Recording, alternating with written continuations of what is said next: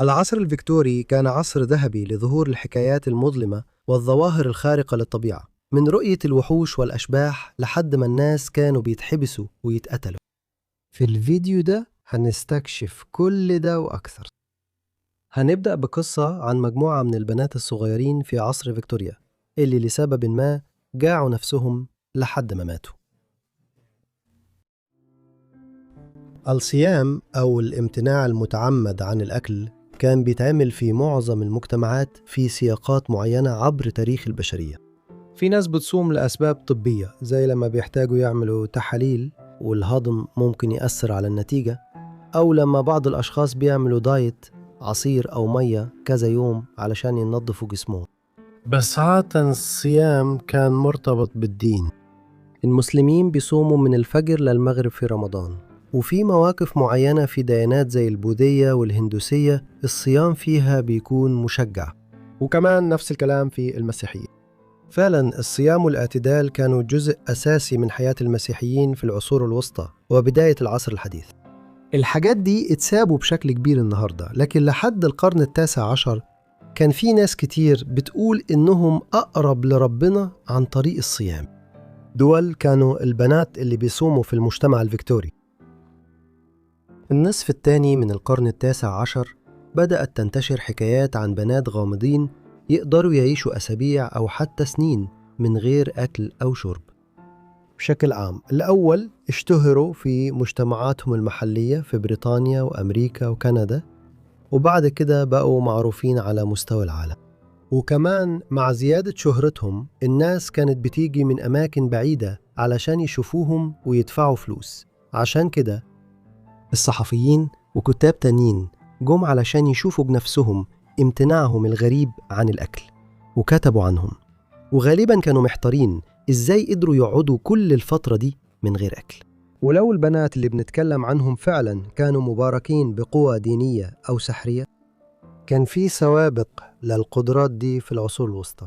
على سبيل المثال كاثرين من سينا اللي كانت عضوة عادية في الرهبنة الدومينيكانية اشتهرت في أواخر القرن الخامس عشر جزئياً بسبب صيامها الشديد، واعتبروها امرأة مقدسة. بنفس الطريقة البنات اللي كانوا بيصوموا في العصر الفيكتوري اتقال عنهم بسرعة إن عندهم قوة دينية أو غيبية، وبعض الناس اللي جم يشوفوهم كانوا مصدقين إنهم بيشهدوا معجزات. وبرضه بشكل يثير الشك أكتر، بعض البنات اللي كانوا بيصوموا أو أهاليهم كانوا بياخدوا فلوس من الزوار مقابل جلسات عرافة وحاجات تانية من قدراتهم المزعومة الغيبية. علشان نفهم الموضوع أكتر ونعرف إيه اللي كان بيحصل بالظبط، تعالوا نبص على شوية أمثلة من أشهر البنات اللي كانوا بيصوموا واكتسبوا شهرة وسمعة سيئة في القرن التاسع عشر. واحدة من أشهر البنات اللي كانوا بيصوموا في أمريكا كانت ماري فانشر، والمعروفة غالبا باسم مولي فانشر. قصتها فعلا غريبة جدا. هي اتولدت سنة 1848 في بروكلين نيويورك، لكن من نص ستينات القرن التاسع عشر وهي مراهقة حصلت لها سلسلة من الأحداث السيئة. أول حاجة وقعت من على حصان وهي راكبة في بروسبكت بارك وخبطت راسها في رصيف. بعد كده بدأت تعاني من صداع ونوبات إرهاق، وبعدين بعد سنة اتسحبت تحت عربية ترام في شارع فولتون لما وقعت وهي بتنزل منها. ده أصاب عمودها الفقري وخلاها تمرق جامد بسببه. مع ذلك فانشور كانت لسه قادرة تعيش حياتها اليومية بشكل الطبيعي، ده لحد يوم 3 فبراير 1866 بعد حادثة شارع فولتون بكام شهر، لما حصل لها نوع من النوبة وبان عليها كأنها نصها ممسوسة، وفضلت تتلوى على أرضية مطبخ عيلة فانشر. خدوها على سريرها فوراً، وفضلت في سريرها لمدة 50 سنة بعد كده. فانشر بقت معروفة بسرعة بقدراتها الروحانية وصيامها المستمر اللي ما بيخلصش. أوقات كانوا بيجبروها تاكل، لكن في أوقات تانية بيقولوا إنها فضلت شهور من غير أكل خالص. كانت كتير بتكون في حالة شبه غيبوبة، ولما ده كان بيحصل بقت معروفة إنها عندها قدرة على الرؤية المستقبلية. وبعد شوية الجرايد بدأت تسميها لغز بروكلين. حتى رجل الاستعراض الشهير بيتي بارنوم حاول يضمها لفرقته لكنها رفضت. وبعد كام سنة حالتها من الغيبوبة خفت، وبدأت تظهر عندها 5 شخصيات مختلفة أسمائهم آيدول، سانبيم، روبي، بيرل، وروزباد. وفي النهاية خلال فترة الثمانينات والتسعينات من القرن التاسع عشر الصحافة فقدت الاهتمام بيها واختفت من الوعي العام. لحد النهاردة مش معروف بالضبط إيه اللي حصل. هل كانت بتمثل كل التصرفات دي عشان تكسب فلوس من قراءتها الروحانية؟ هل كانت مضطربة نفسياً؟ هل كان صيامها علامة على فقدان الشهية؟ في حالة فانشر من الصعب جداً تحديد ذلك. واحدة من أشهر حالات الصيام في القرن التاسع عشر كانت تخص آن مور، رغم أنها لم تكن فتاة. كانت مور في الأربعينات من عمرها لما أصبحت مشهورة في خريف سنة 1808 بعد ما تم ملاحظتها إنها ما أكلتش لمدة 16 يوم وليلة في بيتها في قرية توتبري في ستافوردشاير في إنجلترا. الغرض من المراقبة كان التأكد من صحة ادعاءاتها اللي كانت مستمرة بقالها سنين في الوقت ده. فعلا شهرة مور انتشرت في بريطانيا ودول تانية زي الولايات المتحدة، وكان في ناس بتصدق إنها عاشت 5 سنين من غير أكل في فترة من الفترات. مع أنها مش من البنات اللي بيصوموا بالمعنى الحرفي، قصة مور كانت مهمة لأنها كانت مصدر إلهام لبعض الناس اللي في القرن التاسع عشر بعد كده، زي فانشر اللي بدأوا يعتبروا امتناعهم عن الأكل هبة دينية. كانوا حيستغربوا لو عرفوا أن مور كانت نصابة بالكامل. هي كانت عاملة طرق معقدة لتهريب الأكل أو الأطعمة لقوة قدوتها، وكانت بتاكلها حتى وهي تحت المراقبة. وبيعتقدوا أن ده كان ممكن يحصل بمساعدة بنتها اللي كانت بتحط فوطة مبلولة بالشوربة على بقها وتنقل الأكل من بقها لبق أمها وهي بتبوسها. رغم أنها كانت نصابة، مور كسبت سمعة كبيرة بسبب صيامها اللي كان بيتقال عليه معجزة، وده خلاها تكسب فلوس كتير. هي توفت سنة 1813 عن عمر 53 سنة بعد شهور قليلة من ما كان بيراقبها الكاتب ورجل الدين المحلي لي ريتشموند. طول القرن التاسع عشر كان في بنات كتير بيصوموا بنفس الطريقة، وكتير من الحالات دي انتهت بموتهم. واحدة منهم كانت لينورا إيتن، بنت من نيوجيرسي من عائلة من الطبقة المتوسطة العليا. ادعاءاتها اتعرضت للاختبار سنة 1881، لكن بعد شوية أكثر من شهر من وصول المراقبين ماتت. وغيرهم اتكشف أنهم نصابين زي آن مور من عقود فاتت. على سبيل المثال، بعد وفاة إيتون ب8 سنين في الشمال في كيبيك وكندا، اكتشفوا أن جوزيفين ماري بيدار كانت مفبركة ادعاءاتها، ولما المراقبين جم بيتها شافوا أكل بيتهرب لها، وفي مرة حتى سرقت أكل من أطباقهم هم شخصياً. بالنسبة للاحتيال، العملية دي ما كانتش من أعقد العمليات. وأخيراً، مع أنها عاشت بعد الباقيين بوقت كبير، تيريز نويمان الألمانية اللي اتولدت في بافاريا سنة 1898، غالباً بيعتبروها من الحالات المتأخرة في ظاهرة بنات الصيام. في سنة 1918 اتعرضت لشلل جزئي بعد ما وقعت من على كرسي، وده كان أول حادثة من حوادث وأمراض كتير حصلت لتيريز نويمان اللي كانت بتدعي إنها قادرة تعالج نفسها كل مرة. وكمان كانت بتقول إنها امتنعت عن الأكل والشرب من سنة 1927 بعد ما زارها قديس على حسب كلامها وقال لها إنها مش محتاجة أكل أو شرب تاني. في السنة دي فريق طبي راقب نويمان لمدة أسبوعين، وكانوا عايزين يختبروا صحة كلامها. ما شافوش إنها أكلت أو شربت خلال الفترة دي، لكن الغريب إنها زادت في الوزن في نهاية الأسبوعين. هي توفت في سبتمبر 1962 وكان عندها 64 سنة بسبب توقف القلب. رغم المأساة اللي كانت حوالين كتير من البنات اللي صاموا دول، من غير شك أكتر حالة محزنة كانت حالة سارة جاكوبس. جاكوبس كانت بنت ويلزية، اتولدت في كارمارثنشير يوم 12 مايو 1857. هي كانت من عائلة فقيرة لأن والدها إيفان جاكوبس كان فلاح بسيط وفقير. في يوم من الأيام سارة بطلت تاكل وتشرب، والكلام ده انتشر بسرعة في ويلز. وفي الآخر خبر صيامها المزعوم وصل للإعلام، وبعتوا فريق طبي من الممرضات لبيت عيلة جاكوبس علشان يراقبوا سارة. بس في حالة نيومان وبعض البنات التانيين اللي كانوا صايمين، كان مرجح إن الأكل والشرب كانوا بيتقدموا ليهم في السر بطريقة ما. حتى في فترة المراقبة دي في حالة سارة جاكوبز، أهلها إيفان وحنا جاكوبز باين إنهم فعلا قرروا ما يطعموهاش طول فترة المراقبة. للأسف هي ماتت أثناء المراقبة لأنها فعلا امتنعت عن الأكل والشرب لأكثر من أسبوع. نقص المية هو اللي تسبب في موتها، لأنها غالبا كانت ممكن تعيش فترة المراقبة من غير أكل. هي كان عندها بس 12 سنة لما توفت، وبيقولوا إنها فضلت من غير أكل لمدة 113 أسبوع في المجمل. أثناء التشريح لقوا دليل إنها كان عندها إزازة مية في سريرها، بس ما قدرتش تفتحها وهي تحت المراقبة. وبسبب دورهم في محاولة الخداع دي، أهلها تعرضوا للمحاكمة وتحكم عليهم بتهمة القتل الخطأ. الغريب إن مفيش أي تهم اتوجهت للفريق الطبي اللي فعلا كان بيتفرج عليها وهي بتموت قدامهم. كل ده بيخلينا نسأل نفسنا، إيه هو التفسير الحقيقي للبنات اللي كانوا صايمين وتصرفاتهم دي؟ زي ما شفنا في حالة آن مور وجوزفين ماري بيدار، النصب كان غالبا هو الهدف. ومع انتشار شهرة البنات والسيدات اللي كانوا صايمين في القرن ال19، كان ممكن يطلعوا فلوس من الناس اللي بتدفع عشان تدخل بيت البنت الصايمة أو من بيع القصص للجرائد. وعشان كده كان في دافع إنهم يختلقوا الموضوع كله من الأساس.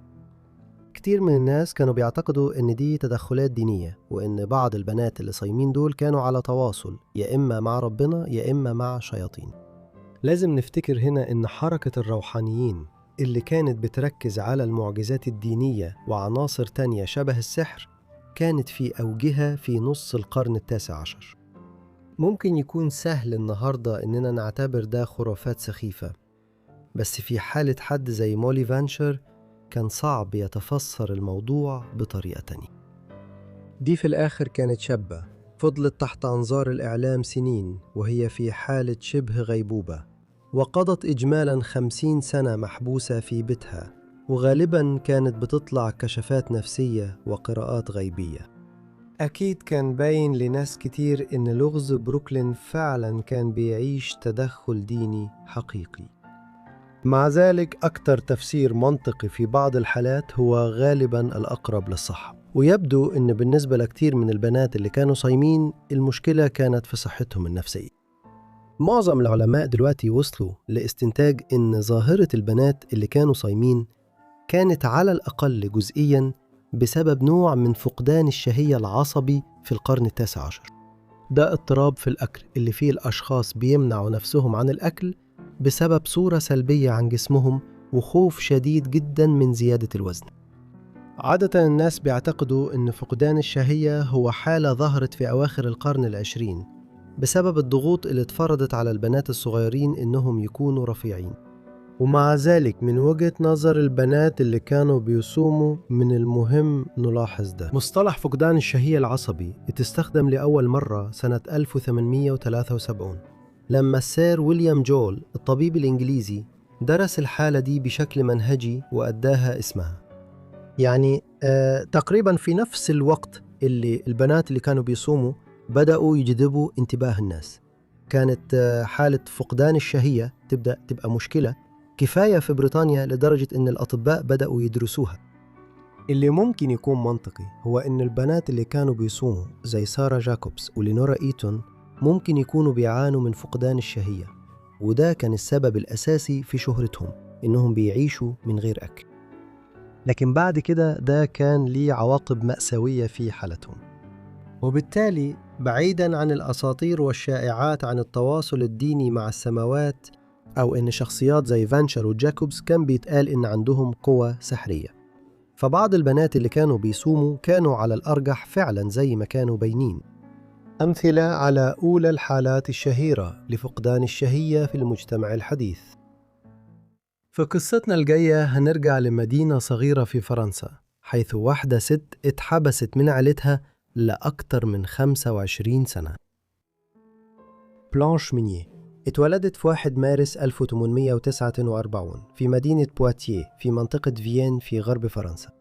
عائلة مونيه كانت عائلة برجوازية معروفة في المدينة، وكان عندهم شوية نزعات أرستقراطية بسيطة في وقت كانت فيه النبالة الفرنسية بتمر بفترة انتعاش بعد الجمهورية الشديدة في أواخر القرن ال18. والد بلانش كان إيميل مونيه رئيس كلية الفنون في الجامعة المحلية، وأمها لويز مونيه كانت واحدة من أشهر سيدات المجتمع الفرنسي. إيميل مونيه كمان كان شخص حصل على جائزة لجنة الأعمال الخيرية المرموقة. الجائزة دي كانت بتمنح في فرنسا في القرن ال19 للأشخاص اللي كانوا شايفين إنهم قدموا مساهمات كبيرة لمجتمعاتهم وكانوا معروفين بفضائلهم العالية. وكمان العيلة كان لها علاقات مع الطبقة الراقية في باريس، وعلشان كده بلانش مونيه اتولدت في عيلة كانت من برا، باين عليهم إنهم ناس محترمين ومرموقين في مجتمع بواتيه. لكن قصتها تثبت إنهم كانوا عكس كده تماما. سنين بلانش الأولى كانت عادية جدا وما فيهاش حاجة مميزة. راحت المدرسة ودخلت دوائر المجتمع في بواتيه، وكانت بتزور باريس كتير اللي كانت على بعد 4 ساعات بس. ولما كبرت ودخلت سن البلوغ بقت جميلة جدا بشعرها الكيرلي وبشرتها الفتحة وعيونها الكبيرة اللامعة، لكن كان في مصير رهيب مستنيها. في منتصف سبعينات القرن ال19 وهي داخلة على منتصف العشرينات من عمرها، بلانش قابلت ووقعت في حب شاب من بواتيه، مع أنه كان محامي، والمهنة دي عادة معروفة برواتبها العالية. الرجل ده كان جاي من خلفية بسيطة وكان عنده عدد قليل من الزباين في المجتمع المحدود بتاع المدينة الصغيرة، وكمان كان أكبر من بلانش بفرق سن كبير. وعشان كده مع إنه كان هيعيش حياة كويسة، أهل بلانش ما كانوش معجبين بيه كعريس محتمل لابنتهم. بدل كده كانوا متخيلين إنها تتجوز واحد من صغار النبلاء في غرب فرنسا، أو حتى عشان جمالها ترتبط بحد من المجتمع الراقي في باريس مع دخول البلد عصر البيل إبوك. بلانش مع ذلك فضلت متعلقة بالمتقدم لها الأكبر منها، ورفضها تسيب العلاقة دي هو اللي خلاها تشتهر شهرة محدش يتمناها لنفسه. عدم رغبتها في إنهاء العلاقة مع اللي أمها كانت بتسميه المحامي المفلس خلى أهلها وبمساعدة أخوها مارسيل يحبسوا بلانش في أوضة صغيرة في بيتهم الكبير في بواتيه في أول مارس 1875 اللي كان عيد ميلاد بلانش 26. وأثناء حبسها في الأوضة الصغيرة دي قالوا لها أهلها منير إنهم مش هيطلعوها غير لما توافق تسيب العلاقة دي وتتنازل عن فكرة الجواز من المحامي اللي بتحبه. الموضوع كان ممكن يخلص بسرعة بعد كده، لكن لسبب مش واضح تماما ده ما حصلش. ومع مرور الأيام اللي بقت أسابيع والأسابيع اللي بقت شهور، فضلت بلانش محبوسة في أوضة صغيرة في بيت أهلها في بواتيه. مع الوقت والأسباب لحد النهاردة مش واضحة بنسبة 100%، الموضوع اتحول لسجن دائم. زي ما هنشوف كمان شوية الحبس ده كان مرعب جدا. ممكن الواحد يتساءل في اللحظة دي إزاي بلانش اختفت من غير ما حد يشك أو يحاول يعرف راحت فين. وردا على كده ممكن نقول إن كان فيه ناس كتير فعلا سألوا عنها واطمنوا عليها في الأسابيع والشهور اللي بعد اختفائها لأول مرة في ربيع 1875. الجيران كانوا قلقانين وكمان أصحابها، وحبيب بلانش الوفي حاول يعرف مكانها. لكن مع الوقت الأسئلة وقفت. محدش كان يتخيل إن واحدة من أكتر العائلات المحترمة في بواتيه حبست واحدة من أفراد عائلتها في أوضة وقررت تسيبها مسجونة هناك من غير نهاية. وكمان لو حد فعلا بلغ السلطات عن اختفائها، واضح إنهم تجاهلوا البلاغات. يمكن الناس كانوا فاكرين بلانش راحت تعيش في أجواء باريس المشمسة. ومع مرور السنين فضلت بلانش محبوسة في بيت أهلها في بواتيه. مع أنه واضح أن أم بلانش كانت المسؤولة الأساسية عن الظروف السيئة اللي حطت بنتها فيها، إلا أنه كمان باين أنه باقي أفراد العيلة كانوا مشتركين في الموضوع. بس دور والدها إيميل انتهى لما توفى سنة 1879 بعد 4 سنين من حبس بلانش في الأوضة. بعد كده كانت لويز مونير وابنها أخو بلانش مارسيل هم اللي كانوا مسؤولين بشكل أساسي عن حبس بلانش وقفل الباب عليها. حبسها كان قاسي جدا. الأوضة اللي كانت محبوسة فيها سنة ورا سنة كانت أوضة في السطح، كان فيها شباك صغير، بس الشباك ده كان متغطي بالسواد وما كانش فيه أي ضوء طبيعي هناك. الباب كان مقفول من بره، وبلانش كانت معتمدة تماما على اللي حبسيها يقدموا لها عشان تعيش. الحقيقة الكاملة للظروف البشعة دي هتظهر مع الوقت. وفي الوقت ده مع مرور السنين الأسباب الأصلية اللي خلتهم يسجنوا الشابة دي اختفت. المحامي اللي كانت مرتبطة بيه واللي علاقتها بيه كانت السبب الظاهر لحبسها من أهلها اتوفى سنة 1885، تقريبا بعد 10 سنين من أول ما اتحبست. ليه أمها وأخوها استمروا يحطوها في الوضع المؤلم ده بعد كده؟ لسه سر مش مفهوم. يمكن كانوا معتقدين إن لو خرجوها هتبلغ عنهم السلطات، وده كان خطر مش مستعدين ياخدوه، خصوصاً إنهم كانوا عيلة معروفة في بواتيه. ومع ذلك استمر الوضع سنة ورا سنة. بعد فترة معينة أكيد سكان منطقتهم في بواتيه نسيوا وجودها تقريباً، وكمان أصحابها ومعارفها القدامى. مع ذلك كان في بعض الحوادث اللي الناس لاحظوها واعتبروها غريبة بعد سنين طويلة. على سبيل المثال في أوائل القرن العشرين واحدة من الجيران حكت عن واقعة حصلت سنة 1892 لما كانت فكرة إنها سمعت صوت ست بتصرخ من بيت مونيه. وقتها ما اهتمتش بالموضوع، لكن بعدين لما تكشف اللي حصل بالضبط هناك كل حاجة بقت منطقية أكتر. واضح إن حد عرف اللي كان بيحصل، وبعد أكتر من 25 سنة من أول ما بلانش اتحبست جه بطل مجهول وأنقذها. في يوم 23 مايو 1901 النائب العام لمدينة باريس استلم جوابا من غير توقيع، وكان بيحكي عن معاناة بلانش مونير بالطريقة دي: سعادة النائب العام، لي الشرف أني أبلغ حضرتك عن واقعة خطيرة جدا. أنا بتكلم عن آنسة عانس محبوسة في بيت مدام منير، نصها ميت من الجوع وعايشة على فراش متعفن بقالها 25 سنة. يعني باختصار في وسخة هي نفسها. في ضوء التقارير عن حالة بلانش في الأيام اللي بعدها واضح أن الشخص اللي بلغ عن الموضوع أيا كان مين شاف بنفسه الظروف اللي كانت موجودة في الأوضة اللي كانت محبوسة فيها، لكن هوية منقذها لسه مش معروفة لحد النهاردة. شرطة باريس وبواتيه اتحركوا بسرعة بعد التقرير المقلق ده. في خلال أيام دخلوا بيت عائلة منير وبدأوا يفتشوا من فوق لتحت.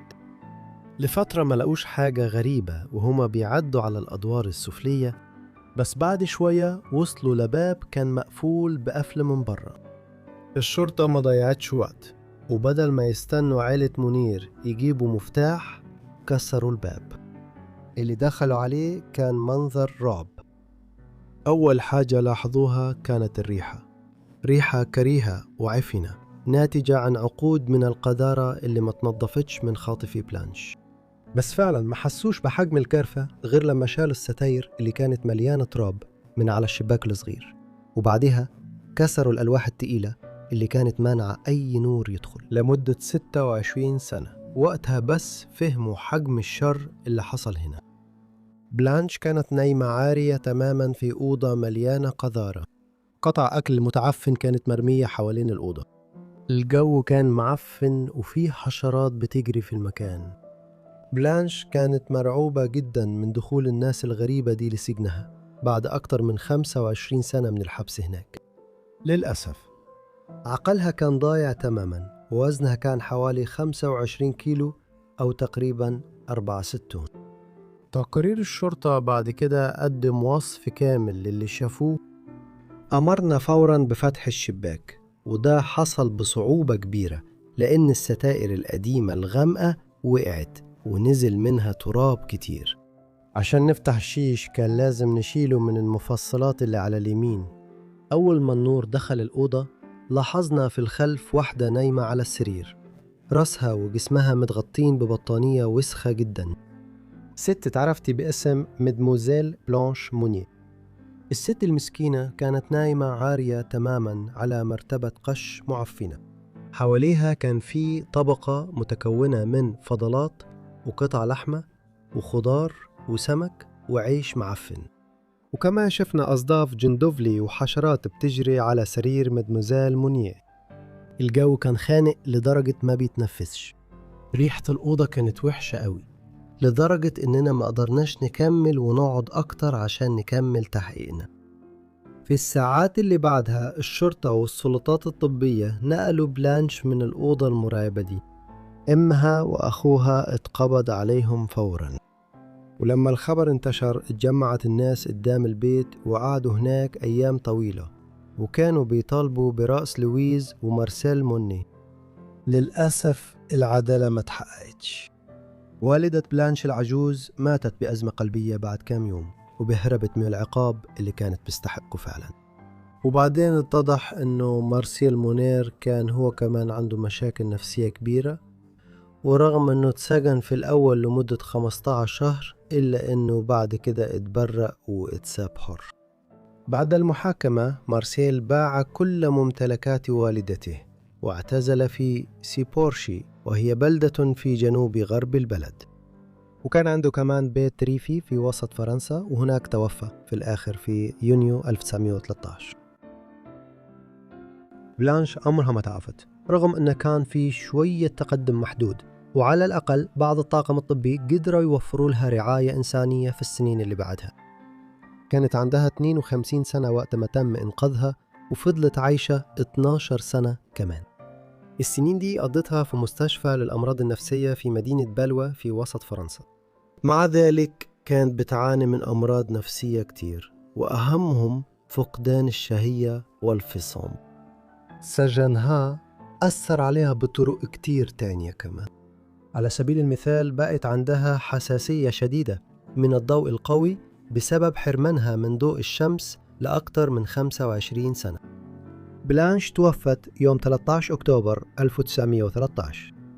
كان عندها 64 سنة، وقضت تقريبا كل حياتها البالغة يا إما مسجونة يا إما محجوزة في مستشفى نفسي بسبب الآثار النفسية اللي سببتها حبسها في الأول. قصتها اتنشرت بشكل واسع في أوائل القرن العشرين في فرنسا، لكن كمان اتقالت من جديد وبقت معروفة لجيل جديد سنة 1930 لما الكاتب الفرنسي أندري جيد اللي حصل على جائزة نوبل في الأدب سنة 1947 كتب عنها في روايته لسيكوستريا دو بواتيه اللي معناها المرأة المحبوسة في بواتيه. دي كانت نسخة شبه خيالية من قصة بلانش اللي أندري جيد غير فيها أسماء الشخصيات الرئيسية، لكن ما غيرش حاجات كتير تانية. قصة أندري جيد أثرت بعد كده على ميشيل فوكو لما جه يكتب كتابه المراقبة والمعاقبة ولادة السجن، وده واحد من أهم أعماله. وعلشان كده قصة بلانش مونير البشعة كان ليها تأثير كبير واستمرت في الأدب الفرنسي في القرن العشرين. العصر الفيكتوري شاف بريطانيا بتتحول لأول قوة صناعية عالمية، لكن في نفس الوقت كان مكان مظلم ووسخ، والحكايات الخارقة للطبيعة كانت منتشرة فيه بشكل كبير. واحدة من الحكايات دي كانت عن سبرينغ هيلد جاك، واللي كان مورتس ميديا الأنسب لروايتها. في يوم من أيام أواخر الخريف سنة 1837 بنت اسمها ماري ستيفنز كانت رايحة شغلها في لافندر هيل، منطقة كانت وقتها في أطراف جنوب غرب لندن، واللي من كام عشرية بس كانت لسه جزء من الريف اللي برا المدينة. ستيفنز كانت لسه جاية من باترسي بعد ما زارت أهلها هناك، وهي ماشية في كلافام كومون بين باترسي ولافندر هيل حصل موقف مرعب لما ظهر لها شخصية غريبة شبه شيطانية فجأة من زقاق. المخلوق هجم على ستيفنز وبدأ يمزق لحمها بمخالبه اللي مكان إيديه. ستيفنز قالت بعدين إن لمسة المخلوق كانت باردة زي الحجر. هي صرخت لما هجمها، والشخصية دي اتفاجئت من الصرخة لدرجة إنها سابتها بسرعة وجريت. ده كان واضح إنه أول ظهور للكيان ده اللي بعد كده تعرف باسم سبرينغ هيلد جاك. بحلول نوفمبر سنة 1837 كان في مشاهدات كتير تانية حصلت في أنحاء لندن. وصفوا مخلوق كان بيظهر فجأة وغالباً بينط مسافات كبيرة جداً بشكل لا يصدق قدام الناس اللي كانوا سايقين العربيات في شوارع لندن. كام سايق عربية هنطور قالوا إنهم اضطروا فجأة يحاولوا يوقفوا الخيول اللي بتسحب العربيات بتاعتهم لما المخلوق ده ظهر فجأة قدامهم، وبعدها جري بسرعة واختفى زي ما ظهر. شاهد تاني قال إن المعتدي الغامض نط فوق سور ارتفاعه 9 أقدام وهو بيضحك ضحك مجنونة. في خلال أسابيع الأخبار عن الكائن الغريب ده انتشرت في لندن كلها، وكتير من الناس بقوا يتساءلوا مين أو إيه اللي هاجم ماري ستيفنز وكذا شخص تاني. مع نهاية سنة 1837 القلق زاد لدرجة إن عمدة لندن السير جون كوين نشر خطاب في جريدة التايمز في أول أيام سنة 1838، وكان بيحاول يهدي مخاوف الناس بخصوص المشاهدات دي. في الخطاب ده العمدة طمن مواطني لندن وقال إن اللي حصل ده في الحقيقة كان شخص بيتنكر وبيزور كتير من القرى القريبة من لندن ب3 أزياء: شبح ودب وشيطان. ومع ذلك اتقال إن ده كان نتيجة مقلب أو هزار حد كان بيعمله، وغالباً كان واحد من الأرستقراطية البريطانية، لأنهم عندهم الفلوس اللي تخليهم يقدروا يعملوا المقالب المعقدة دي. حصلت مجموعة من المشاهدات المشهورة بعد كده في أوائل سنة 1838. واحدة من الحوادث دي حصلت ليلة 19 فبراير لما جين ألسوب اللي عندها 18 سنة فتحت باب بيت والدها في أولد فورد في المنطقة اللي دلوقتي اسمها تاور هاملتس في لندن. هي بعدين قالت إن لما فتحت الباب لقت واحد بيتظاهر إنه شرطي وكان لابس عباءة كبيرة، ولما جابت شمعة علشان تنور الشخص ده هجم عليها، وقالت إنه كان بيطلع نار زرقاء وبيضة من بقه وحاول يمزق رقبتها وذراعيها بإيدين شبه المخالب. بعد شوية لحظات مرعبة الكائن ده جري بعيد عبر الحقول. الشرطة حققت في الموضوع بعد كده، بس التحقيق ما وصلش لحاجة.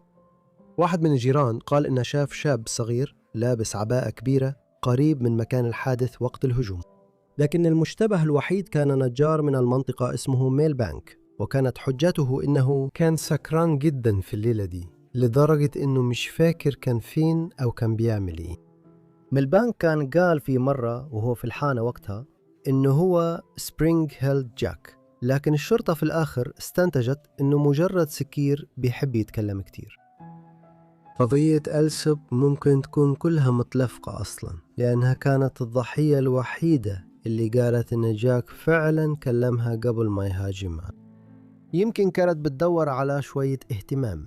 يتبلغ عن عشرات الهجمات في الأسابيع اللي بعدها من لندن والمناطق اللي حولها. مثلا في آخر يوم من فبراير 1838 لوسي سكيلز اللي كانت عندها 18 سنة زي ألسوب اتهاجمت في زقاق في منطقة لايم هاوس في المدينة. هي قالت إن جاك نفخ نار زرقاء عليها برضو، وإن التجربة دي خلتها في حالة هستيرية. الشرطة فضلت تحقق في بلاغات زي دي وتعرضت مكافأة لأي حد عنده معلومات. بس في الوقت ده الحوادث الأولى بقت بتلهم ناس يقلدوا بشكل هاوي، وبقى صعب نفرق بين البلاغات الحقيقية والإشاعات. الجرايد ما ساعدتش في الموضوع، وبعضها نشر قصص مثيرة عن ناس ماتوا من الخوف بعد ما هاجمهم جاك في الشوارع. في الوقت ده الصفات المزعومة لجاك كعب الزنبرك كانت اتحددت بشكل كبير. كانوا بيقولوا إن أهم صفة عنده هي خفته، وبيتحرك بسرعة غير عادية، وعنده قدرة إنه ينط مسافات 10 أو 15 أو حتى 20 قدم. في ناس شافوا فيه ده قوة خارقة أو غير طبيعية، لكن في ناس تانية فضلت مصممة إن لازم يكون في تفسير منطقي للظاهرة دي. وبسرعة جت فكرة إن الشخصية الغامضة دي مركب يايات في كعب جزمته، وده اللي كان بيخليه يطير لفوق ويسمح له ينط المسافات الكبيرة دي. ومن هنا اتولد اسم جاك كعب الزنبرك، واللي شكله كان منتشر على نطاق واسع في أواخر ربيع سنة 1838. مع نهاية أوائل صيف 1838 جاك كعب الزنبرك بقى حديث لندن، وكان بيتكتب عنه باستمرار في الجرايد ومجلات بيني دريدفيلز وحتى على مسارح لندن. ومع ذلك في قمة شهرته بدأت البلاغات عن رؤية جاك تقل.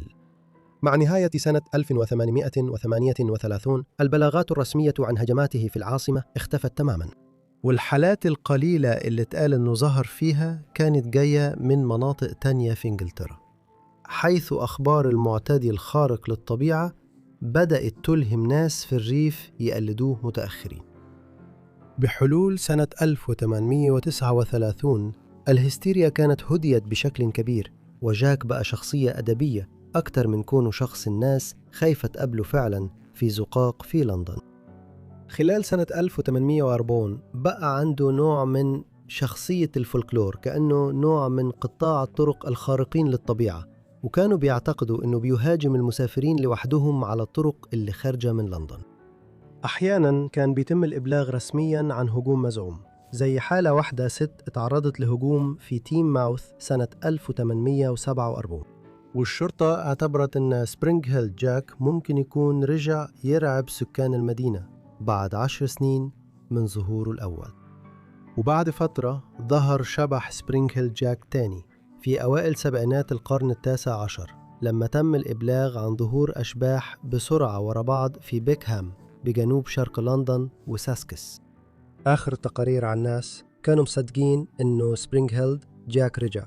شكلها حصلت في ليفربول سنة 1904، يعني بعد أكثر من 65 سنة من أول ظهور لي في لندن. في محاولة لفهم ظاهرة سبرينغ هيل جاك، المؤرخين والمعلقين الثقافيين قدموا آراء ونظريات مختلفة عشان يفسروا كل اللي حصل. فيه ناس دورت على إجابات في الأمور الخارقة للطبيعة، زي مثلا كتير من الكتاب في القرن العشرين اقترحوا إن جاك كان كائن فضائي من نوع ما، وفيه ناس تانية اعتبرت إن جاك كان نص إنسان ونص وحش، كائن كريبتوزولوجي غامض مش مختلف كتير عن بيك فوت أو التشوباكابرا. الناس اللي مهتمين بالسحر برضو كانوا دايما بيقولوا إن جاك كان تجلي لشيطان أو مخلوق شيطاني تاني بيظهر نفسه. في النظرية دي جاك ذو الكعب الزنبركي اتسدعي عن طريق السحرة أو حد تاني بيستخدم السحر الأسود، وعمل فوضى في لندن الكبرى قبل ما يتم استدعائه تاني للعالم السفلي سنة 1838. وفي ناس تانية شايفة إن أي عنصر خارق للطبيعة كان بيحصل فعلا في عقول أول ضحايا جاد المزعومين.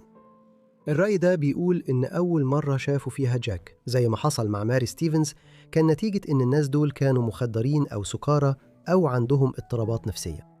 في النظرية دي أول أو تاني مرة شافوا فيها جاك كانت مجرد خيال في عقول الناس، وبعد كده اللي حصل كان نتيجة الهستيريا أو تقليد من ناس تانية. في نظرية انتشرت بشكل كبير وقتها واتشارت ليها في الخطاب اللي عمدة لندن نشره في جريدة التايمز في يناير 1838، وهي نظرية الربيع. جاك ذو الكعب العالي كان خدعة متقنة كان بيخطط ليها واحد من النبلاء. النظرية دي وقتها كانت بتقول إن فيه نبيل خسر رهان، والعقاب كان إنه يختلق ظهور كائن خارق للطبيعة حوالين لندن. وفي شوية مصداقية للكلام ده. واحد من الأرستقراطية البريطانية أكيد كان عنده فلوس كفاية يمول خدعة معقدة زي دي، خصوصاً إن كان في كتير من طاولات قمار ذات رهانات عالية في لندن في القرن ال19، واللي ممكن يكون اتعمل فيها رهان زي ده. وفعلاً النظرية دي كانت مشهورة لدرجة إن كان في نقاش كبير حوالين مين النبيل اللي ممكن يكون المقصود. معظم الناس استقروا على فكرة إن الإيرلندي النبيل هنري دي لابور بيرسفورد الثالث ماركيز ووتفورد هو اللي كان مسؤول. بيرسفورد كان نبيل شاب في منتصف العشرينات وقتها، وكان دايما بيظهر في الجرايد بسبب إنه كان بيسبب مشاكل في الشوارع مع شلة من السكارى اللي كانوا دايما حواليه كحاشية. على سبيل المثال في إبريل 1837 وصلوا سكارى إلى ميلتون موبراي وهاجموا حارس بوابة الرسوم وشرطي وغرقوهم بدهان أحمر. بيريسفورد كان دايما داخل وخارج المحكمة بسبب تهم مرتبطة بحادثة ميلتون موبراي وحوادث شغب تانية حصلت في منتصف ونهاية ثلاثينيات القرن التاسع عشر. وبالتالي كتير من الناس في الوقت ده اعتقدوا إنه هو اللي مول. حد كان بيعرف ينفخ نار ويلبس لبس غريب وكان عنده نوع من جزمة فيها سوستة، وده إداله شكل إضافي كأنه واحد يقدر ينط ويقفز مسافات مش طبيعية. ده مش مستحيل تماما، بس برضه مش ممكن نثبته بشكل قاطع ومن غير شك. مع ذلك قصة سبرينغ هيل جاك ممكن تكون كمان مثال على شفرة أوكام. النظرية بتقول إن أبسط تفسير لأي حاجة هو غالباً التفسير الصح. في الحالة دي أكتر تفسير منطقي هو إن المجتمع اللي كان عنده استعداد يصدق أساطير عن وحوش قوطية وحاجات خارقة للطبيعة كان جاهز يضخم حكاية شعبية اتكونت سنة 1837 بشكل مبالغ فيه. في القرن التاسع عشر كانت الحكايات عن الحاجات الخارقة للطبيعة والرعب القوطي منتشرة جدا. كان في تقارير منتظمة عن رؤية أشباح وكائنات تانية في مدينة لندن من سنة 1800 وطالع. وقت ما بدأ جاك ذو الكعب الزنبركي يظهر فجأة في لندن كانت الحكايات عن الحاجات الخارقة للطبيعة وقصص الرعب والوحوش بتتنشر، وكانت بتلاقي جمهور كبير في كل إنجلترا في شكل قصص البيني دريدفل اللي هي منشورات رخيصة من قصص الإثارة. وده كمان كان القرن اللي ظهر فيه قصص الرعب القوطية لإدغار ألان بو وفرانكنشتاين لماري شيلي ودراكولا لبرام ستوكر. الجو ده من المعقول جدا إن قصة سبرينغ هيل جاك كانت مبنية على حادثة غريبة وغير مفسرة حصلت في أواخر سنة 1837، ومعظم اللي حصل بعد كده كان بسبب إن الناس سيبوا خيالهم يسيطر عليهم في وقت كانوا فيه أصلاً مستعدين يصدقوا في الحاجات الخارقة والشخصيات اللي طالعة من قصص بيني دريدفلز. زي ما ويليام أوف أوكهام قال: أكثر تفسير واضح هو غالباً التفسير الصحيح. خلال القرن التاسع عشر ملايين البريطانيين هاجروا لأمريكا بحثاً عن حياة أفضل. واحدة من الستات دول كانت أندرو لوهمان، لكنها بعدين اكتسبت سمعة سيئة في نيويورك بسبب أفعالها الشريرة. أندرو اتولدت يوم 6 مايو 1812 في مدينة باينزويك في غلوسترشير في جنوب غرب إنجلترا. أبوها جون ترو كان عامل بسيط والأسرة ما كانتش غنية، وبسبب كده آن بدأت تشتغل وهي لسه صغيرة جدا كخادمة في بيت جزار. وده كان واقع شائع جدا في بريطانيا في القرن التاسع عشر، حيث الأطفال كانوا بيتبعتوا يشتغلوا في المصانع وأماكن تانية من سن 9 سنين بس. آن كمان اتجوزت وهي صغيرة، وهي عندها 16 سنة اتجوزت هنري سومرز اللي كان ترزي من ويلتشير، لكن بعد شوية اكتشفت إنه كان مدمن كحول. وفي الوقت ده آن كانت حامل بالفعل في أول طفل ليهم، بنت اتولدت سنة 1830 وسموها كارولين. في الوقت ده فرصهم الاقتصادية كانت بدأت تقل في إنجلترا، وفي سنة 1831 الأسرة الصغيرة دي سافرت للأمريكتين، وكانوا واحدين من عشرات الملايين من الأوروبيين اللي عملوا كده في القرن التاسع عشر. حظ آن ما تحسنش لما وصلت للولايات المتحدة. هي وهنري استقروا في شارع ويليام في منطقة مانهاتن السفلى في مدينة نيويورك. بس بعد فترة قصيرة في سنة 1833 هنري مات بحمى التيفويد، وبكده الأرملة الشابة سومرز لقت نفسها بعيدة عن بيتها بتحاول تدبر أمورها في مدينة نيويورك عشان تعول نفسها وبنتها الصغير. إحنا غالباً ما كناش هنعرف عن أندرو وشخصيتها التانية مدام ريستيل لو ما كانتش اتجوزت للمرة التانية.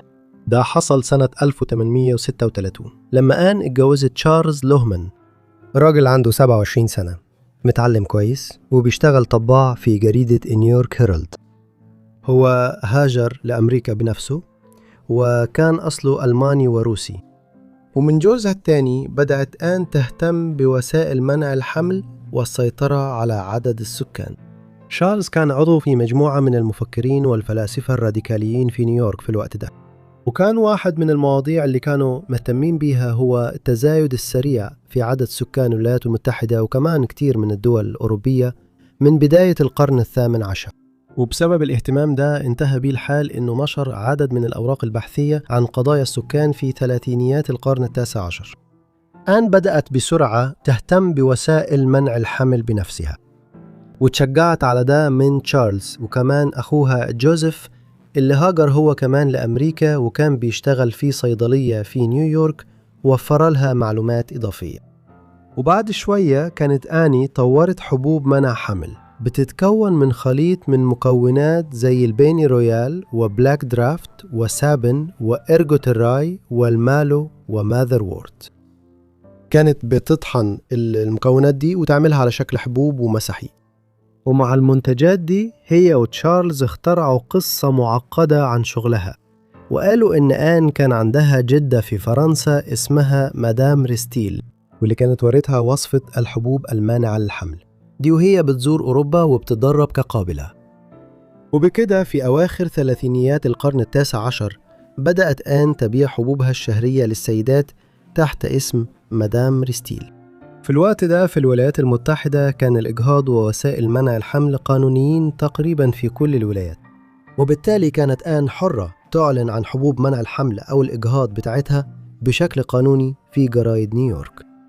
أول إعلان ليها مثلا اتنشر في جريدة نيويورك سن في مارس 1839، وكان بيوضح للستات إنه لو عندهم حمل مش مرغوب فيه هي تقدر تقدم لهم علاج معين لو جم لمكتبها. ده كان في شارع غرينتش. ومن هنا بدأت ستات كتير من نيويورك يجوا من سنة 1839 عشان ياخدوا من حبوب مدام ريستيل الشهرية للسيدات والبودرة الوقائية زي ما بقوا يسموهم بعد كده. وبدل كده الناس اللي من بره المدينة كانوا بيبعتوا لها جوابات، وكانت هي تبعت لهم العلاج المعين ده بالبريد. محاولات آن الأولى في مجال حبوب وبودرة منع الحمل والإجهاض كانت معتمدة على وصفات شعبية ومكونات فعاليتها مش مؤكدة، ومع ذلك وسعت خدماتها بسرعة وبدأت تستخدم طرق منع الحمل والإجهاض اللي كانت أكثر دقة. بحلول سنة 1840 كانت مدام ريستيل بتدير بيت ضيافة، وكانت بتسمي نفسها طبيبة نسائية.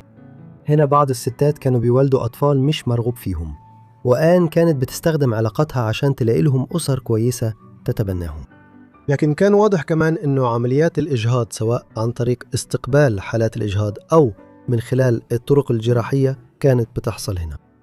ده ما كانش مخالف لقانون ولاية نيويورك في الوقت ده، طالما الإجهاض كان بيتم قبل مرحلة الحركة اللي هي اللحظة اللي الست الحامل بتبدأ تحس فيها بحركة الجنين، وبعدها بيعتبر الطفل بقى فيه حياة. ده عادة بيحصل بعد حوالي 16 ل 20 أسبوع من الحمل، يعني تقريبا بعد 4 ل 5 شهور. يعني آن كانت بس بتخاطر بمشاكل قانونية لو قدمت خدمات الإجهاض للستات عدوا المرحلة دي في حملهم. من سنة 1840 آنا واجهت مشاكل قانونية بسبب وفاة واحدة اسمها ماريا بيردي بعد ما عملت عملية إجهاض في بيت مدام ريستيل. بيردي اعترفت لجوزها إنها عملت عملية الإجهاض وهي على فراش الموت، وبعد كده هو بلغ السلطات. الصحافة انفجرت غضب ضد ريستيل وسموها الوحش في شكل إنسان، واتهموها إنها بتعمل أفعال ضد ربنا. وبعد كده اتوجهت تهم قانونية ضد آن، لكنها دافعت عن نفسها في المحكمة وكسبت القضية. وفي السنة اللي بعدها ماري روجرز اللي كانت مشهورة بجمالها وبتشتغل في محل تبغ في نيويورك اتلقت جثتها في نهر هيدسون. واحد من الشهود أقسم إنها اترمت بعد محاولة إجهاض فاشلة، وده اتربط بسرعة بمدام ريستيل، لكن الموضوع ما خدش أي تطورات بعد كده. بعد كده بدل ما تتراجع عن نشاطها آن فعلا وسعت شغلها في الإجهاض ووسائل منع الحمل، وفتحت مكاتب في فيلادلفيا وبوسطن. قضية مدام ريستيل ووفاة ماريا بيردي بقالها صيت سيء في جرائد نيويورك في أوائل الأربعينيات، وده مع حركة متزايدة ضد الإجهاض أدى لتجديد القوانين في السنين اللي بعدها. بحلول سنة 1845 الإجهاض كان ممنوع في أغلب الحالات في ولاية نيويورك، وكمان العقوبات على إجراء الإجهاض زادت بشكل كبير. دلوقتي لو الإجهاض اتعمل بعد بداية حركة الجنين كان بيعتبر قتل غير عمد من الدرجة الثانية، وده ممكن يؤدي للسجن لعدة سنين. خدمات آن بقت أكثر سرية في نص الأربعينيات من القرن التاسع عشر بسبب التغييرات دي في قانون ولاية نيويورك، لكنها مع ذلك فضلت مكملة شغلها زي الأول. لازم نلاحظ هنا إن مدام ريستيل ما كانتش مدفوعة بالكامل بدافع أيديولوجي علشان تدي الستات حق التحكم في قدرتهم على الإنجاب، بنفس الطريقة اللي كتير من المدافعين عن حقوق الإجهاض في أمريكا والعالم دلوقتي بيعملوا بيها. ده كان أكيد عامل في شغلها، بس كمان كانت مدفوعة جدا بالفلوس، وفي أدلة بتشير في أكتر من مناسبة إنها كانت مستعدة تساعد في عملية إجهاض اللي في الأول رفضت تسهلها لما تعرض عليها مبلغ أكبر بكتير من الفلوس. وده كان بالضبط السيناريو اللي أدى لاعتقالها وسجنها لأول مرة.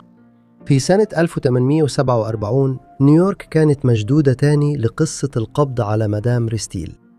هي كانت على ما يبدو ساعدت ماريا بودن في إجراء عملية إجهاض. بودان كانت حامل من صاحب شغلها، وهو راجل عرض يدفع لمدام ريستيل مبلغ كبير جدا عشان تجاهد الحمل. بعد ما رفضت في الأول، واضح إن عملية الإجهاض اتعملت فعلا، لكن لما بودين تابت بعد كده رفعت قضية. مدام ريستيل قالت في المحكمة إنه مرض بودن كان بسبب إنها عندها مرض الزهري، مش بسبب أي حاجة هي عملتها. لكن المحكمة والرأي العام كانوا ضد الست اللي بدأت تعلن عن حبوبها الشهرية للسيدات من 8 سنين. تمت إدانتها وتحكم عليها بسنة سجن في جزيرة بلاكويلز اللي هي دلوقتي جزيرة روزفلت في نهر إيست. السجن في القرن التاسع عشر ما كانش حاجة سهلة، وأي حد ممكن يفتكر إن تجربة السجن لمدة سنة كانت هتخلي مدام ريستيل تبطل شغلها في الإجهاض بعد كده، لكن ده ما حصلش. مع إنها قالت إنها هتبطل تعمل عمليات إجهاض تاني، لكنها فضلت تبيع الحبوب والبودرة بتاعتها وبدأت تشتغل تاني في بيت الضيافة بتاعها. واضح إن مجتمع نيويورك والسلطات الحكومية اتخدعوا في الحيلة دي. في سنة 1854 قدمت طلباً للحصول على الجنسية الأمريكية وخدتها فعلاً، وفي نفس الوقت تقريباً عمدة مدينة نيويورك ياكوب ويسترفيلت حضر وزوج بنتها كارولين في فرحها. وراء الواجهة العامة دي ريستيل وجوزها فضلوا يقدموا خدمات الإجهاض الغير قانونية، وبما إن الخدمات دي بقت ممنوعة في عدد متزايد من الولايات، الزباين كانوا بيسافروا من أماكن بعيدة وقريبة عشان يعملوا إجهاض في مكاتب مدام ريستيل المشهورة، وكانوا بيدفعوا مبالغ كبيرة كمان، من 50 ل 100 دولار كانت الرسوم العادية، وفي زباين أغنى كانوا بيدفعوا أكتر من 1000 دولار لو كانوا عايزين خصوصية أكبر. لكن مع نهاية خمسينيات القرن التاسع عشر الخدعة كانت انكشفت. الجرائد سمت مدام ريستيل أشرس ست في نيويورك، ووصفت الثروة الضخمة اللي هي وجوزها جمعوها من وراء شغلهم ده. أما آن فكانت رضيعة ترد على الهجمات دي بعرض واضح لثروتها، وكانت بتظهر في الأماكن العامة بأفخم الفرو ولبست مجوهرات من الألماس. ولما كانت بتتنقل في المدينة كانت بتستخدم عربيتها الخاصة اللي بيجرها 4 خيول ومعاها سواق لابس زي مخصوص. وأكتر حاجة لفتت الأنظار إن آن وتشارلز بنوا قصر ضخم ليهم كبيت خاص في ناصية الجدة ال5 وشارع 52. على مدار السنين دي في خمسينيات وستينيات القرن التاسع عشر آن كانت بتكسب مئات الآلاف من الدولارات، وده يعادل عشرات الملايين من الدولارات بقيمة النهاردة بعد حساب التضخم. رغم أنها كانت بتتحدى القانون بشكل واضح، مدام ريستيل قدرت تتجنب أي مشاكل قانونية تانية لسنين طويلة قدام. اندلاع الحرب الأهلية الأمريكية سنة 1861 خلى قضية الإجهاض واللوبي اللي حواليها يتأجلوا لسنين طويلة، وده خلى آن تقدر تكمل شغلها من غير مشاكل كبيرة. لكن في أوائل سبعينات القرن التاسع عشر مدام ريستيل قابلت اللي يوقفها، وهو أنتوني كومستوك، ناشط ضد الرذيلة، واللي أسس سنة 1873 جمعية نيويورك لمكافحة الرذيلة. كومستوك كان بيحارب كل حاجة من الإجهاض والدعارة لحد المواد الإباحية والقمار، وكان مصمم يوقع مدام ريستيل نفس السنة اللي أسس فيها جمعية مكافحة الرذيلة. وكمان قدر يقنع الكونغرس الأمريكي إنه يمرر مجموعة قوانين بتجرم إرسال المنشورات الفاحشة أو الإباحية أو غير الأخلاقية أو غير اللائقة عن طريق البريد. وده شمل حاجات زي وسائل منع الحمل والأدوية اللي بتسبب الإجهاض. قانون مكافحة تداول وتوزيع الأدب الفاحش والأشياء ذات الاستخدام غير الأخلاقي بقى معروف بسرعة باسم قوانين كومستوك، والقانون ده هو اللي كان السبب في سقوط مدام ريستيل. قوانين كومستوك كانت بتشمل عقوبات خطيرة، حتى مجرد إعطاء معلومات لشخص تاني عن مكان يقدر يلاقي فيه خدمات الإجهاض أو وسائل منع الحمل كان ممكن يعرضك لغرامة توصل ل$2000 وسجن لمدة 5 سنين. عشان كده آن كان لازم تكون أكتر حذر في تعاملاتها التجارية من سنة 1873 فصاعدا، لكن الخداع هو اللي تسبب في سقوطها على إيد صاحب القوانين الجديدة نفسه.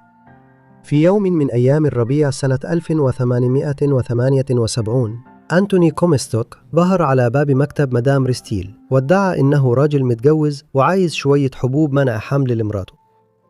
بعد ما ساعدته كومستوك أخذ الحبوب على طول وراح بيها لقسم الشرطة. في اليوم اللي بعده الشرطة جات وفتشت المكان ولقوا أدوات ممكن فعلا تكون استخدمت في إجراء عمليات إجهاض، وبالتالي تم القبض على مدام ريستيل ويتوجه ليها اتهام، وبعد كده خرجت بكفالة. وفي الأيام اللي بعدها بدأت تظهر مقالات في جرائد نيويورك كتبها مدام ريستيل وناس تانية بيناقشوا فيها جوانب مختلفة من القضية، وكان واضح إن المحاكمة هتكون مثيرة حول مدى أخلاقية أو لا أخلاقية اللي كانت آن بتعمله بعلها عقود في نيويورك. لكن المحاكمة عمرها ما حصلت، وهي عندها 65 سنة وبتواجه احتمال تقضي باقي عمرها تقريبا في السجن. السيدة اللي بقت أشهر واحدة بتعمل عمليات إجهاض في نيويورك على مدار 40 سنة أنهت حياتها بنفسها في 1 إبريل 1878. الخدامة بتاعتها لقتها في البانيو بعد ما قطعت رقبتها بنفسها. بعد مرور 144 سنة موضوع الإجهاض لسه قضية حاسمة في أمريكا زي ما كان في أيام مدام ريستيل. جاك ذا ريبر كان أشهر قاتل في إنجلترا الفيكتورية. في حكايتنا الأخيرة هنتكلم عن حياة آخر ضحية ليه واللي حكاها بريفيكيس. ماري جين كيلي اتولدت حوالي سنة 1863 في مقاطعة ليمريك في إيرلندا، بس وهي لسه بنت صغيرة انتقلت مع عائلتها لويلز. أبوها كان بيشتغل حداد وأمها كانت بتدير البيت وبتعتني بولادهم ال8. عائلة ماري جين كانت فقيرة، وماري جين نفسها ما أخذتش تعليم كويس لأنها كانت بتقضي أيامها بتساعد أمها، ولما وصلت ل16 سنة كانت لسه مش بتعرف تقرأ ولا تكتب. فمن غير تعليم حقيقي ولا مهارات كان أملها الوحيد إنها تهرب من حياتها الفقيرة هو إنها تتجوز راجل عنده شغل كويس ويقدر يوفر لها الحاجات اللي أهلها ما قدروش يوفرها لها. سنة 1879 ماري جين قابلت عامل منجم فحم اسمه ديفيز. كان راجل مجتهد، وبعد ما تقابلوا بفترة قصيرة اتجوزوا. ماري جين دلوقتي قدرت تعيش حياة أحسن، وزي كتير من الستات المتجوزين في بريطانيا الفيكتورية كانت بتقعد في البيت تطبخ وتنظف وتخلق جو دافي لجوزها اللي بيشتغل بجد. لكن حياتها تغيرت فجأة لما بعد 3 سنين من جوازها حصل انفجار مميت في منجم الفحم، وكان جوزها واحد من اللي ماتوا. ماري جين كانت لسه ست صغيرة، بس دلوقتي بقت أرملة وبقت لوحدها. حاولت تدور على شغل وسافرت لعاصمة ويلز كارديف، بس لأنها ما كانتش بتعرف تقرأ وتكتب وما عندهاش خبرة كان صعب تلاقي شغل. ودلوقتي بقى سنة 1884 ولما لقيت نفسها فقيرة ومن غير بيت، قررت ماري جين تسيب ويلز وتسافر لندن. كانت عارفة أن في فرص شغل أكتر في لندن، لكن برضو لقت صعوبة في أنها تلاقي شغل، فمع قلة الفرص قدامها اضطرت تشتغل عاهرة، وبدأت تشتغل في بيت دعارة في منطقة الويست إند. المكان ذا كان أرقى شوية، والرجال اللي كانوا بيروحوه عادة كانوا أغنياء جدا. واحد من زباينها الدائمين تعلق بيها جدا ودعاها تسافر معاه فرنسا. ده كان شيء مثير جدا بالنسبة لماري جين، فغيرت اسمها لاسم فرنسي أكثر وبقت ماري جانت، وسافروا مع بعض كأنهم زوجين عاديين لفرنسا. لكن رحلتها الجميلة مع الشاب الغني ما طلعت زي ما كانت بتحلم، وخلال وجودها هناك اتباعت للدعارة وبقت ضحية للاتجار بالبشر. لحسن حظها قدرت تهرب وترجع لندن، وخوفا من انهم يلاقوها انتقلت للحي الشرقي في لندن على امل انها تكون في امان اكثر هناك. استقرت في منطقة ستابني، وفي البداية عاشت مع راجل اسمه مورغانستون قبل ما تسيبه وتروح لراجل تاني اسمه جو فليمينغ. ماري جين كانت ست جميلة وجذابة، كان شعرها غامق وعينيها خضرة، وكان رجال كتير بيتوددوا لها. هي كانت عادة هادية جدا، بس لو شربت كذا كوباية كانت بتتغير وبتبدأ تغني أغاني إيرلندية. شخصيتها كانت بتتغير لدرجة أنها كانت بتبقى جدلية وبتتكلم بطريقة جارحة، وبسبب كذا بقت معروفة في المنطقة باسم ماري السودة. في أبريل 1887 وهي خارجة بالليل، ماري جين قابلت رجلا اسمه جوزيف بارنيت. قابلوا بعض تاني يوم وقرروا يعيشوا مع بعض. كانوا باين عليهم متفاهمين، وانتقلوا يعيشوا في منطقة سبايتال فيلدز في لندن. بيتهم الجديد كان صغير، وكان عبارة عن أوضة مربعة صغيرة فيها سرير وثلاث كراسي وترابيزة. المنطقة اللي كانوا عايشين فيها كانت معروفة بالفقر والجريمة والقذارة، وكانت جزء من منطقة اسمها الربع ميل الشرير، والشارع هناك كان كله تقريبا بيوت ضيافة وحانات. في الوقت ده ماري جين ما كانتش بتشتغل، فجوزيف كان بيصرف عليهم هم الاثنين. كان عنده شغلانة كحمال سمك في سوق سمك بيلينغزغيت، بس كان معروف انه راجل صعب التعامل معاه وما كانش بيتفاهم مع صاحب الشغل، وكانوا دايما بيتخانقوا، وفي الاخر اتفصل من الشغل. لحسن الحظ كان معروف انه شغال بجد، فلقى شغل تاني بسرعة كحمال في سوق اللحمة، بس الشغلانة دي ما كانتش بتدفع زي سوق السمك، وده معناه انه ما قدرش يصرف على نفسه وعلى ماري جين. ولما ما قدرتش تلاقي شغل لنفسها وبخت في ضيقة مالية، اضطرت ترجع تاني للدعارة وهي مش راضية. وأثناء شغلها قابلت بنت اسمها جوليا، ما كانش عندها مكان تقعد فيه، ولأنها عارفة قد إيه الحياة صعبة على البنات الصغيرين اللي بيشتغلوا في الشارع، عزمتها تيجي تقعد معاها في أوضتها الصغيرة، وقالت لها إنها تقدر تعيش هناك. مع أن أوضتها كانت كئيبة وصغيرة، بس البديل كان أسوأ. ناس كتير كانوا بيعانوا عشان يدفعوا الإيجار، ومع جرائم وايت شابل اللي لسه ما تحلتش واللي ارتكبها شخص مجهول الصحافة سمته جاك السفاح، ماري جين كانت قلقانة على أمان صاحبتها. الأوضة كانت صغيرة لدرجة أن جوزيف قرر أنه مش هيقدر يعيش فيها أكتر، فبعد خناقة مع ماري جين سابها يوم 30 أكتوبر. بس الاثنين اتفقوا أنهم يفضلوا يشوفوا بعض، وجوزيف قال أنه هيجي يزورها باستمرار. بعد أكثر من أسبوع بشوية، في ليلة 8 نوفمبر 1888، جوزيف جه يشوف ماري جين، وكان معاه صاحبتهم اسمها ماريا هارفي. الثلاثة خرجوا وقضوا شوية وقت مع بعض قبل ما جوزيف وماريا يمشوا حوالي الساعة 8 بالليل. جوزيف رجع لمكان إقامته وقعد صاحي لحد وقت متأخر من الليل، بيلعب كوتشينة مع السكان التانيين قبل ما ينام حوالي الساعة 12:30. ثاني يوم راجل اسمه توماس بوور اتبعت من صاحب البيت بتاع ماري جين جون ماكارثي عشان يلم الإيجار، لأنها كانت متأخرة 6 أسابيع في الدفع. بوور وصل لمكان الإقامة في ميلر كورت الساعة 10:45 الصبح، لكن بعد ما خبط على الباب ما حدش رد عليه. استغرب إنه ما فيش حد جوا، فحرك ستارة مؤقتة على جنب وبص من الشباك عشان يشوف لو في حد موجود. اللي شافه صدمة. على السرير كان في جثة مشوهة لست، وافترض انها لازم تكون ماري جين كيلي. توماس باور المدعور بلغ الشرطة فورا باللي لقاه. أول ضابط شرطة وصل للمكان كان المفتش والتر بيك، وبعده جه كثير من المسؤولين التانيين، وبعد شوية وصل كمان المشرفين توماس آرنولد وإدموند ريد من قسم الإيتش في وايت شابل، ومعاهم فريدريك أبلين وروبرت أندرسون من سكوتلاند يارد.